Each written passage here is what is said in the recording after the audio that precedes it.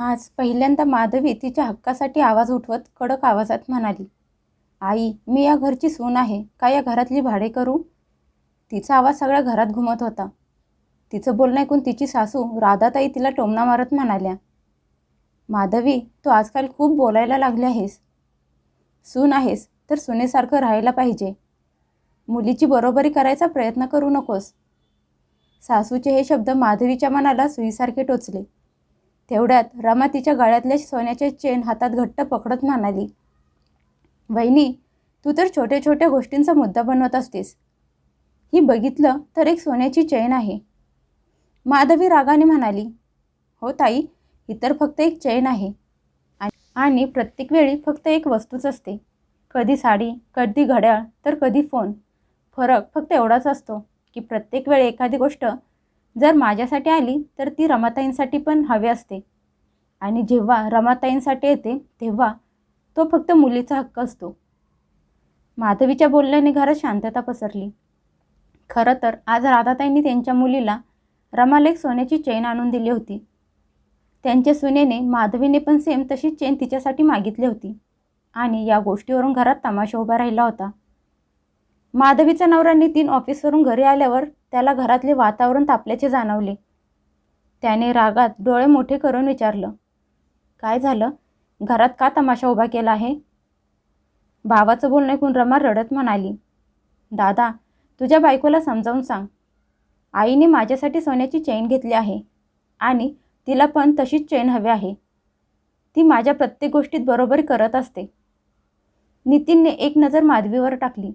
तिच्या डोळ्यात पाणी होतं, पण चेहरा कठोर होता. तो रागात बायकोला म्हणाला, माधवी, रमा बोलत आहे ते खरं आहे का? माधवी मोठा श्वास घेत म्हणाली, हो, मी आईंना म्हणाले मला पण ताईंच्यासारखी चेन पाहिजे. कारण जेव्हा तुम्ही एखादी गोष्ट माझ्यासाठी घेऊन येता तेव्हा आई स्वतः बोलतात, रमासाठी पण घेऊन ये. मग जेव्हा ताईंसाठी एखादी वस्तू येते तेव्हा तर मला विसरून जातात. त्यामुळे आज मी स्वतः बोलले. तुम्हीच सांगा, मी काही चुकीचं केलं का? बायकोचं बोलणं ऐकून नितीन शांत बसला, पण त्याची आई लगेच म्हणाली, माधवी, मी तुला काही कमी पडू दिलं आहे का? खायला अन्न, घालायला कपडा आणि राहायला घर सगळं तर आहे. माधवी म्हणाली, अच्छा आई, म्हणजे याचा अर्थ तुमच्या मुलीसाठी तुम्ही कमी केलं आहे म्हणून त्यांना सारखे गिफ्ट देत असता, त्यांचं मन राखत असता. किंवा तुमच्या बोलण्याचा अर्थ हा समजू का की इथे मी फक्त खाण्यासाठी आणि कपड्यांसाठी आहे? माझा काही आत्मसन्मान नाही का? का मला रोज या गोष्टीची जाणीव करून दिली जाते की मी या घरातली सदस्य नाही? तेवढ्यात रमा हसून तिला टोमणा मारत म्हणाली, वहिनी, जर तुला एवढंच वाईट वाटत असेल तर? माधवी रागात मोठ्या आवाजात तिचं बोलणं मध्येच थांबवत म्हणाली, तर काय, मी या घरातून निघून जाऊ? हेच बोलायचं आहे का तुम्हाला? माधवीचं बोलणं ऐकून नितीन घाबरला. त्याला असं वाटलं की रागात माधवी खरंच घर सोडून निघून गेली तर? म्हणून तो घाबरून म्हणाला, बस कर माधवी, खूप झालं. माधवी रागात पहिल्यांदा म्हणाली, नाही, आज सगळ्या गोष्टींचा सोक्षमोक्ष लागणार. आज मी ऐकून घेणार नाही तर बोलणार. मागच्या 8 वर्षांपासून या घरात राहत आहे. सगळा आनंद वाटून घेतला आहे, सगळा त्रास सहन केला आहे. माझे दागिनेसुद्धा ताईंच्या लग्नात त्यांना घालण्यासाठी काढून दिले. तेव्हा तर मी बोलले नव्हते की माझे आहेत. पण आज जेव्हा पहिल्यांदा मी बरोबरीची गोष्ट केली तर मी लगेच लालची झाले. हे कोण तिच्या सासूचा चेहरा लाल झाला आणि त्या दातहोट खात म्हणाल्या, सून असून नंदेशी चढाओढ करणार आहेस?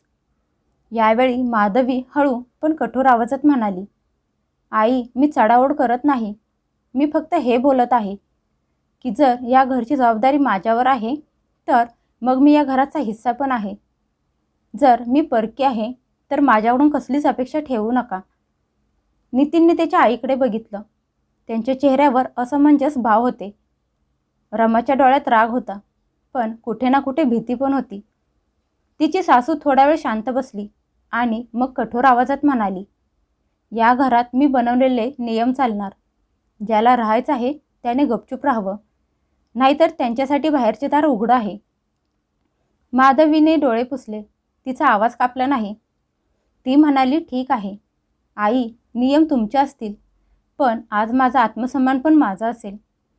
जर सुनेमध्ये आणि मुलीमध्ये फरक केला जात असेल तर मग जबाबदारीमध्ये पण फरक करा. प्रत्येक सण, प्रत्येक काम, प्रत्येक पाहुणा सगळ्यांना मी का म्हणून सांभाळू? नितीन पहिल्यांदा मोठ्या पण कठोर आवाजात म्हणाला. आई, कदाचित माधवी चुकीचं बोलत नाही. राधाताई मुलाकडे बघून रागात म्हणाल्या. नितीन, आता तू पण? रमा हैराण होऊन भावाकडे बघायला लागली. माधवी पहिल्यांदा शांत बसली होती, पण तिच्या शांत बसण्यात भीती नव्हती, तर एका नवीन अध्यायाची सुरुवात होती. घरातलं वातावरण आता पहिल्यासारखं राहिलं नव्हतं. एका सोन्याच्या चैनीमुळे जो प्रश्न निर्माण झाला होता तो आता फक्त दागिन्यांचा नव्हता, तर नात्यातल्या बरोबरीचा, समान हक्काचा होता. एक दिवस माधवी आणि नितीन खोलीत होते. नितीन खुर्चीवर बसून माधवीकडे बघत होता. तो हळू आवाजात म्हणाला, माधवी, तुझा वाढदिवस येणार आहे. सांग, तुला यावेळी काय गिफ्ट पाहिजे? माधवी काम करता करता थांबली. वळून तिने नवऱ्याकडे बघितलं आणि गालात हसली. तिच्या हसण्यात नाही कुठला उत्साह होता, नाही कुठली मागणी. ती म्हणाली, मला काही गिफ्ट नको आहे. नितीन डोळे मोठे करून म्हणाला, अरे असं कसं? प्रत्येक वेळी पण असंच बोलत असतेस, पण यावेळी तरी सांग तुला काय हवं आहे.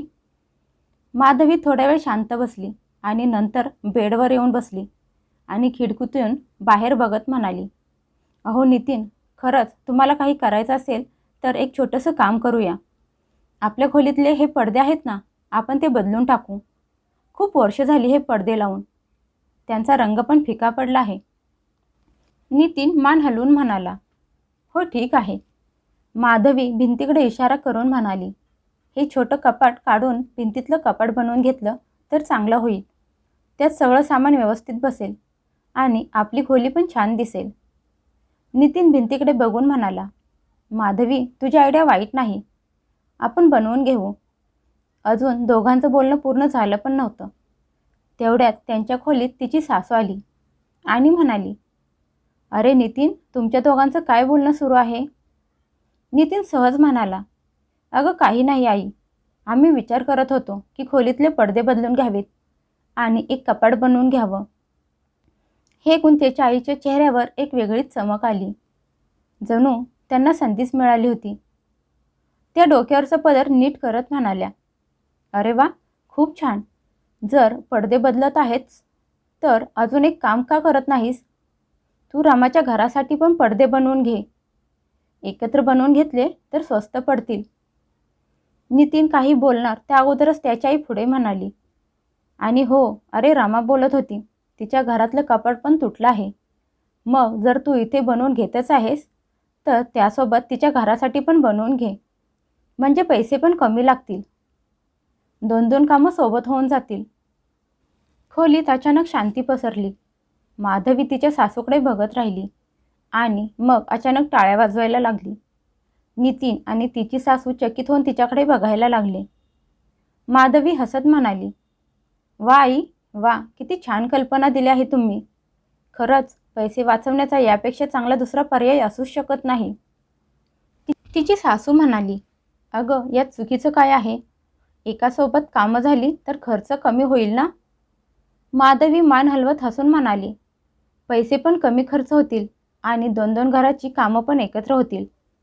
मग ती नवऱ्याकडे बघून हसून म्हणाली, हो ना नितीन, तुम्ही आई बोलत आहेत अगदी तसंच करा. आई बरोबर तेच बोलत आहेत. नितीनला तिच्या बोलण्याचा अर्थ समजला होता. त्याच्याजवळ बोलायला शब्द नव्हते. माधवी पुढे म्हणाली, शेवटी घर तर एकच आहे ना. फक्त फरक एवढाच आहे की एका घरात मुलगी राहते आणि दुसऱ्या घरात सून. सुनेचं बोलणं ऐकून तिच्या सासूचा चेहरा लाल झाला. नितीन सुन्न होऊन उभा होता आणि माधवी शांत बसली होती. पण यावेळी त्या शांततेत तोच प्रश्न परत घुमत होता. त्या दिवशी संध्याकाळी त्या दोघांनी त्यांच्या खोलीसाठी नवीन पडदे विकत घेऊन आले आणि त्यासोबत अजून काही पडदे पॅक करून घेतले. त्यावेळी नितीननं काही विचारलं नाही, फक्त काही न बोलता बिल भरलं. दुसऱ्या दिवशी नितीनला सुट्टी होती. माधवी चहाचा कप ठेवत म्हणाली, अहो आज तुम्हाला सुट्टी आहे ना? मग आपण ताईंच्या घरी जाऊन त्यांच्या घरासाठी जे पडदे आणले होते ते पण देऊ. हे ऐकताच तिच्या सासूच्या चेहऱ्यावर चमक आली. त्यांना असं वाटलं की चला, कालच्या गोंधळानंतर सुनेने नवीन वाद उभा केला नाही, उलट त्यांच्या मुलीची काळजी घेतली. त्या आनंदात म्हणाल्या, हो हो नितीन, तुम्ही दोघं रमाच्या घरी जाऊन या. आणि तसंही रमा खूप दिवस झालं बोलत होती, तिच्या घराचे पडदे जुने झाले आहेत. माधवी हसून सासूकडे बघून म्हणाली, आई, आम्ही जाणार आहोत, पण हे ताईंच्यासाठी सरप्राईज आहे, त्यामुळे तुम्ही त्यांना काही सांगू नका. आणि तुम्ही पण आमच्यासोबत चला, तुम्हाला बघून ताईंना छान वाटेल.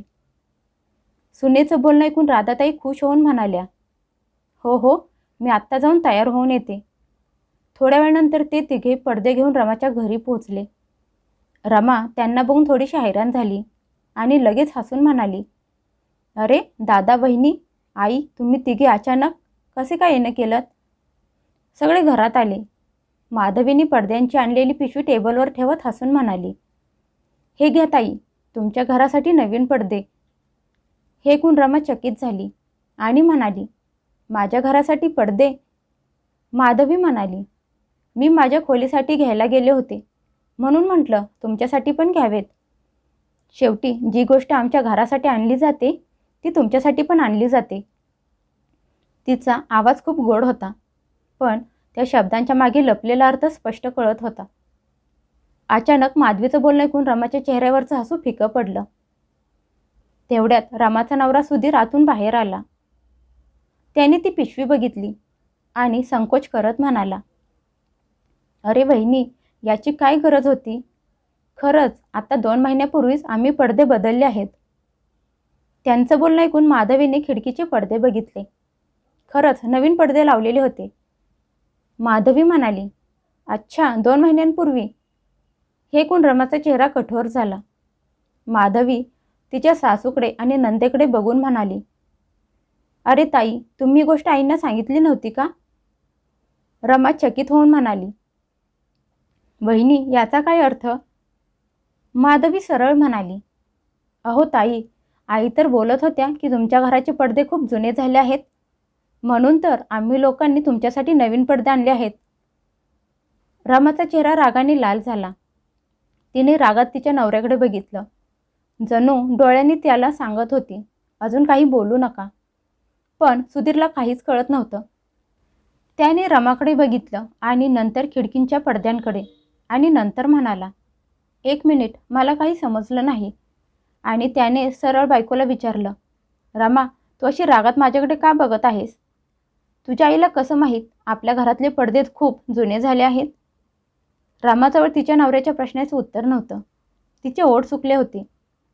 माधवी हळू आवाजात म्हणाली, कदाचित आईंचा गैरसमज झाला असेल की तुमची आर्थिक परिस्थिती ठीक नाही. पण आई तरी काय करणार? जे ताई आईंना सांगत असतात तेच आईंना माहीत असतं. सुनेला असं बोलताना बघून राधाताईंना मनातून तिचा खूप राग आला होता. रमा पण भडकली आणि म्हणाली, वहिनी, नक्की तुला बोलायचं तरी काय आहे?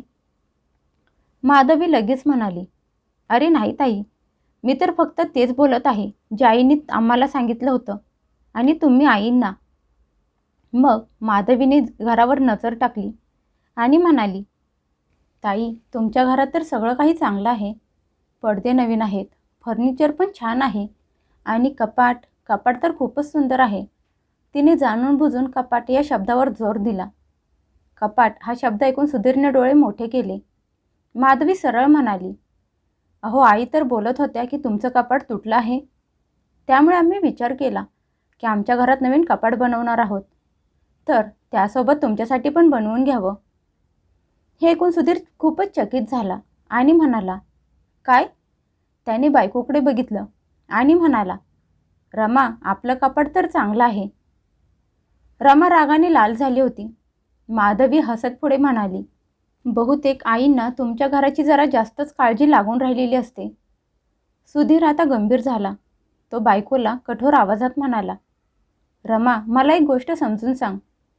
तुझ्या आईला आपल्या घरातल्या एवढ्या छोट्या गोष्टी कशा काय माहीत असतात? आणि त्या पण अशा चुकीच्या पद्धतीने? रमा रागात म्हणाली, तुम्ही याबद्दल मला का विचारत आहात? सुधीर शांत पण कठोर आवाजात म्हणाला, कारण इथे ज्या गोष्टी बोलल्या जात आहेत त्या कुणीतरी सांगितलेल्या असतील ना. घरातले वातावरण आता भारी झालं होतं. माधवी उठून उभी राहिली आणि नंदकडे हलके हसून पडद्याच्या पिशवीकडे बोट दाखवत म्हणाली, चला जाऊ द्या, पडदे तर मी घेऊन आले आहे. ताई सांभाळून ठेवा, आत्ता उपयोगी नाही आले तर परत कधीतरी येतील. आणि तसंही कुठली गोष्ट कधी कुणाच्या उपयोगी येईल सांगता येत नाही. थोड्या वेळाच्या बोलण्यात सत्य हळूहळू बाहेर यायला लागलं होतं. घरात सगळ्यांना समजलं होतं की प्रत्येक वेळी जेव्हा माधवीच्या घरात एखादी नवीन वस्तू आली की रमा कुठल्या ना कुठल्या कारणाने ती वस्तू स्वतःला मागून घेत असायची. कितीतरी वेळा ती स्वतः तिच्या आईला म्हणायची, आई, वहिनीसाठी आणली आहे तर माझ्यासाठी पण मागव. ही गोष्ट समजल्यावर सुधीरचा चेहरा रागाने लाल झाला. त्याने इशारा करून रमाला किचनमध्ये यायला सांगितलं. किचनमध्ये गेल्या गेल्या सुधीरने रागात रमाचा हात जोरात पकडला आणि म्हणाला, रमा, हा सगळा काय तमाशा सुरू आहे? रागात दात ओठ खात म्हणाला, मला तर नेहमी असंच वाटत होतं की तुझ्या घरातले तुला प्रेमाने गिफ्ट देत असतात, पण आज असं समजलं की तू हट्ट करून मागून घेता होतीस. नवऱ्याचं बोलणं ऐकून रमा घाबरली. रमा म्हणाली, अहो असं काहीच नाही, आई तिच्या मर्जीने देत. सुधीर तिचं बोलणं मध्येच तोडत म्हणाला, रमा, आजपासून तुझ्या माहेरातून कुठलीही फालतू वस्तू या घरात येणार नाही. फक्त सणासुदीला मिळणारे गिफ्ट सोडून, त्यापेक्षा जास्त नाही. समजलं का तुला? रागात टोमणा मारत म्हणाला. आणि हो, अजून एक गोष्ट, मला तुझ्या माहेरच्या लोकांच्या समोर छोटं दाखवायचा प्रयत्न करू नकोस. तुझा भाऊ जास्त श्रीमंत आहे याचा अर्थ असा नाही की कुणाच्या उपकारावर जगू. त्याचा मोठा आवाज बाहेर हॉलमध्ये बसलेल्या लोकांना ऐकायला येत होता. रमाने रागात तिचा हात सोडवला आणि तिच्या खोलीकडे निघाली. तेवढ्यात तिची सासू बाहेरून आली. त्यांना सगळ्यांच्या चेहऱ्याकडे बघून समजलं की गोष्ट नक्की काय आहे. त्यांनी रमाकडे बघितलं आणि म्हणाल्या, आत्ता तू तुझ्या बहिणीला शिकवत होतीस की सासूची काळजी घेत जा. जरा मला हे सांग, मागच्या 3 वर्षात तू किती वेळा माझ्या पायांची मालिश केली आहेस? त्यांच्या आवाजात तिखट टोमणा होता. किती वेळा मला गरम गरम जेवण करून दिलं आहेस? एक दिवस तरी तुझ्या लक्षात आहे का? सासूचं बोलणं ऐकून रमा चिडली आणि म्हणाली, मग आई, तुम्ही इथे कशाला राहता? तुम्ही तुमच्या थोरल्या मुलाजवळ का जात नाही? तिची सासू तडफडून म्हणाली, कारण मी इथे यासाठी राहते की माझ्या मुलाला वेळेवर चहा नाश्ता मिळावा म्हणून. नाहीतर तुझं तर काय आहे, तू सकाळी 11 वाजल्याशिवाय उठत नाहीस. बाहेर बसलेली माधवी नवऱ्याला म्हणाली, अहो, मला वाटलं नव्हतं इथे येऊन आपल्याला एवढ्या नवीन गोष्टी कळतील. मला तर फक्त हे दाखवून द्यायचं होतं की आपल्या घरातल्या वस्तू जबरदस्ती मागून घेतल्या जात होत्या. नितीन तिला थांबवत म्हणाला, माधवी, आता शांत बस. आत्ता तुझं बोलणं ठीक नाही. तेवढ्यात राधाताई मुलीच्या सासूला म्हणाल्या, हो ताई, ती अजून लहान आहे, हळूहळू शिकेल. रमाची सासू टोमणा मारत म्हणाली, अहो राधाताई, जर सून 3 वर्षात काही शिकली नाही तर मग कधी शिकणार आहे? आणि मग रमाकडे बघून म्हणाल्या, आणि तुमची ही मुलगी, तिचं मन तर नेहमी माहेरी गुंतलेलं असतं. जर माहेर राहायची एवढीच इच्छा झाली असेल तर तिला तुमच्यासोबत घेऊन जा. हे ऐकून राधाताई घाबरल्या आणि म्हणाल्या, नको नको विहीनबाई. तेवढ्यात माधवी पुढे आली आणि म्हणाली, काकू, चुका तर माणसांकडून होतात. ताई इथून पुढे असं कधीच करणार नाहीत. गोष्टी एवढ्या वाढवू नका. तेवढ्यात सुधीर बाहेर आला आणि स्पष्ट शब्दात म्हणाला, आई, ही आमच्यामधली गोष्ट आहे. परत रमाकडे बघून म्हणाला, रमा, मी तुला एक संधी देत आहे, नीट राहा. जर मी तुझ्यासाठी माझ्या आईच्या विरोधात जाऊ शकतो तर आईसाठी तुझ्या विरोधात पण जाऊ शकतो. नवऱ्याचं बोलणं ऐकून रमाच्या डोळ्यातून पाणी यायला लागलं. ती रडत म्हणाली, इथून पुढे असं होणार नाही. प्लीज मला माहेरी पाठवू नका. राधाताई काहीतरी बोलायला गेल्या. तेवढ्यात नितीन म्हणाला, आई, हे त्यांचं घर आहे. आणि जर चूक रमाची असेल तर तिला ऐकून घ्यायला लागणार. नंतर टोमणा मारत म्हणाला, आणि तसंही शिक्षा तर तू पण देतच असतेस. छोट्या छोट्या गोष्टींवरून माधवीचं जेवण बंद करत असतेस. काही वेळाने ते तिघे घरी परत आले. घरी आल्या आल्या राधाताई काहीतरी बोलत होत्या, पण नितीन आज पहिल्यांदा कठोर आवाजात म्हणाला, आई, आता काही बोलायची गरज नाही. आज जे काही झालं त्यात चूक तुझी पण होती. आता तू पण स्वतःला बदलण्याचा प्रयत्न कर आणि माधवीसोबत नीट वागत जा. नाहीतर मला पण असं पाऊल उचलायला लागेल जे तुला अजिबात आवडणार नाही. आज घरात पहिल्यांदा सुनेच्या आत्मसन्मानासाठी आवाज उचलला होता. आता राधाताईंचं मुलीशी फार कमी बोलणं व्हायचं. त्यामुळे त्यांच्या सुनेच्या मध्ये असणारे चांगले गुण त्यांना दिसायला लागले होते.